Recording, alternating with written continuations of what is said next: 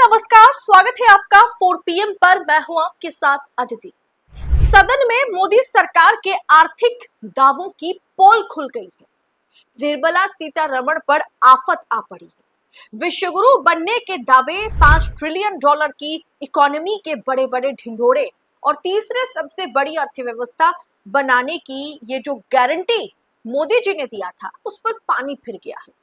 आज सदन में सरेआम सरकार ने जो खुलासा किया है वो चौंकाने वाला है। दोस्तों, आज जब संसद में आंकड़े रखने की बारी आई तो मोदी सरकार की पोल जो है वो पूरी तरह से खुल चुकी है।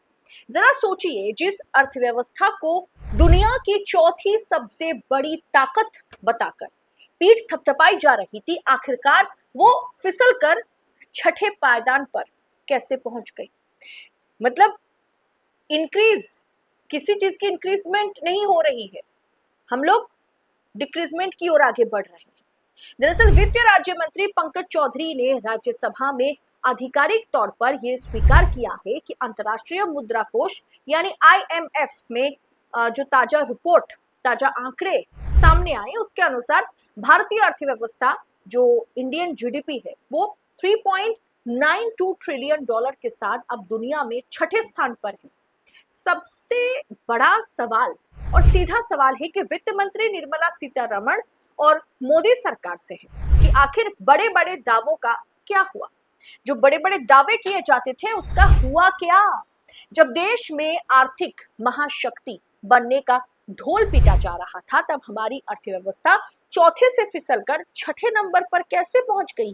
निर्मला सीतारमण जी तो कह रहे थे कि रुपए जो है उसकी कीमत घटी नहीं है, बल्कि डॉलर की कीमत बढ़ते हुए नजर आ रही है। क्या देश को गुमराह किया जा रहा है। मोदी सरकार भले ही मंचों से बड़े बड़े आर्थिक दावे करती रही हो, निर्मला सीतारमण करती हैं, मोदी जी खुद करते हैं, लेकिन संसद के पटल पर सच छिपाना नामुमकिन हो गया है। हम देख रहे हैं कि नीट स्टूडेंट पर जिस तरीके से पुलिसिया कार्रवाई हुई, अमित शाह का सदन में गायब रहना, ये तमाम मुद्दे को उठाया जा रहा है और उठाना लाजमी भी है। लेकिन इस मुद्दे को पूरी तरीके से छिपाया गया और बस आनन फानन में बता दिया गया कि देखिए, हमारा जो GDP है, जो $5 ट्रिलियन की इकोनॉमी की हम बात करते हैं, हम तीसरे सबसे बड़ी अर्थव्यवस्था की बात करते हैं, उस GDP में हम चौथे नंबर से सीधे छठे नंबर पर गिर चुके हैं। इस खबर को पूरी तरीके से दबा दिया गया। दरअसल मंगलवार को राज्यसभा में एक लिखित सवाल के जवाब में वित्त राज्य मंत्री पंकज चौधरी ने बताया कि IMF जो इंटरनेशनल मॉनेटरी फंड है, उसकी रिपोर्ट के आधार पर भारत की GDP $3.92 ट्रिलियन आंकी गई है, जिससे भारत अब दुनिया की छठी सबसे बड़ी अर्थव्यवस्था बन गया है।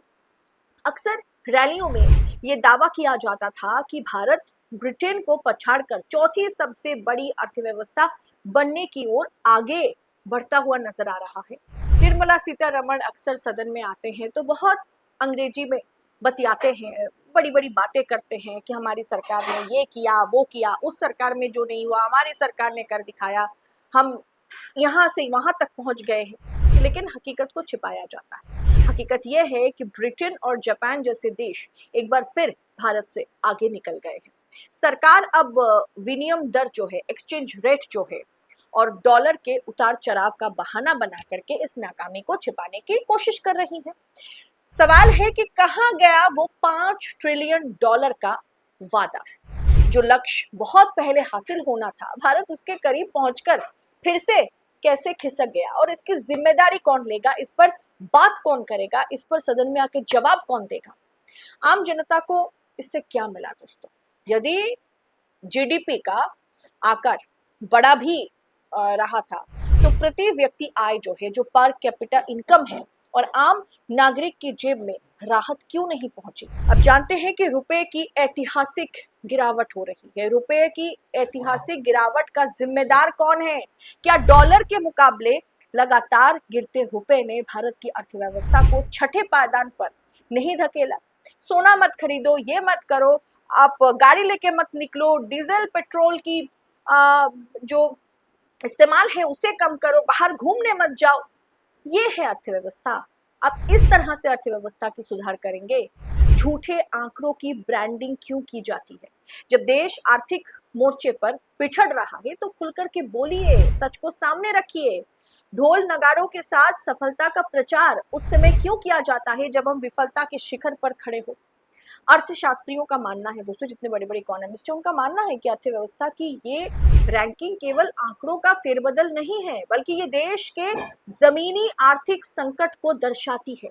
एक तरफ सरकार ये दावा कर रही है कि सार्वजनिक क्षेत्र के बैंकों का जो एनपीए है वो घटा है, बैंकिंग प्रणाली सुधरी है। वहीं दूसरी तरफ देश का जो विनिर्माण है, जो मैन्युफैक्चरिंग है, वो सुस्त पड़ा हुआ है। अब अच्छे से जानते हैं कि एमएसएमईज की स्थिति कैसी है ना। एमएसएमईज दम तोड़ रहे हैं, बेरोजगारी चरम पर है, महंगाई ने आम आदमी की कमर तोड़ रखी है। वित्त मंत्री निर्मला सीतारमण जी जो है वो इस बार सदन में नजर नहीं आए। राज्य वित्त मंत्री को सवाल का जवाब देना पड़ रहा है। वित्त मंत्री निर्मला सीतारमण जी अक्सर संसद में अर्थव्यवस्था के मजबूत बुनियादी ढांचे की दलीलें देती हैं, लेकिन सवाल यह है कि अगर नीतियां इतनी ही सफल थी तो भारत की रैंकिंग में इस तरह की गिरावट क्यों आई। क्या ब्रिटेन जैसे देश जो खुद आर्थिक संकटों से इस समय जूझ रहा है वो भारत को पछाड़कर आगे निकल गया। संसद के सामने आई इस रिपोर्ट ने साफ कर दिया है कि केवल एडवर्टाइजमेंट, चुनावी रैलियों में अर्थव्यवस्था को मजबूत बता देना देश का आर्थिक ढांचा उससे मजबूत नहीं होता, है ना। मोदी सरकार को अब जुमलों और बहानों से बाहर निकलकर देश की जनता को जवाब देना होगा, है ना। आखिर चौथे से छठे नंबर पर फिसलने की इस नाकामी की जिम्मेदारी किसकी है? क्या सरकार की नहीं है? क्या निर्मला सीतारमण की नहीं है? क्या मोदी जी की नहीं है, जो हमेशा ढोल नगाड़ों के साथ सफलता की बात करते हैं? तो विफलता की जिम्मेदारी कौन लेगा?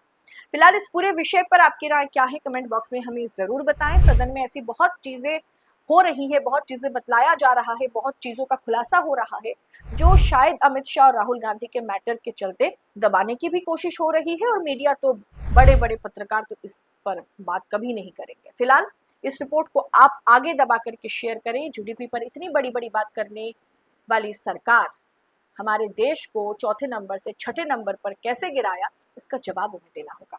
फिलहाल इस रिपोर्ट में इतना ही, आपसे जल्द होगी मुलाकात। बहुत बहुत शुक्रिया आपका। जय हिंद, जय भारत।